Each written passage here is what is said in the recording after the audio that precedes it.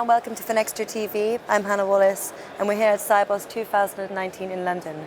Kindly joining me now in the studio to talk a bit about security is Brett Lancaster of Swift. Hello Brett, thank you very much for joining us. Afternoon. My pleasure. So yes, the first thing I want to talk to you a bit about on the subject of security is what measures you've been putting in place in the last year or so to safeguard your Swift community. It is a major issue. So the cybersecurity at Swift we take very, very seriously.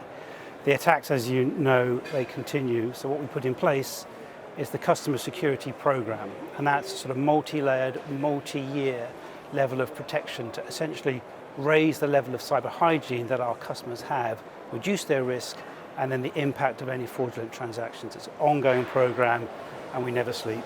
All right, and what steps are in place to protect your users, and sort of what are you doing around verification and... Yes, great question. So as you know, all of our customers have to attest to their level, how they comply to the controls that we put in place.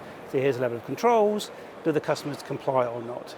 And what we've said is that going forward, that we need our customers to also assure, so I get an independent level of verification, so we don't just take the customer's word for it, we ask for an independent check. Now we don't mind whether that's their internal audit, internal compliance or internal risk department, or indeed it can be a third party from the outside. Either way works for us, as long as they independently assure it. All right, and looking towards the future then, what updates can we expect to see in this space from you? Well, the programme has got many, many extra security features that we're going to end, but probably the only major key takeaway I would say for the future is to make sure that every single customer by the end of this year must attest to their level of compliance. There's a hard deadline. If they make it and they comply, that's great news. But if you don't, then of course we reserve the right to report them to their regulators. So it's a really, really important thing we get right. So watch this space, I think it's safe to say. Brett, it's been a pleasure. Thank you. Total pleasure.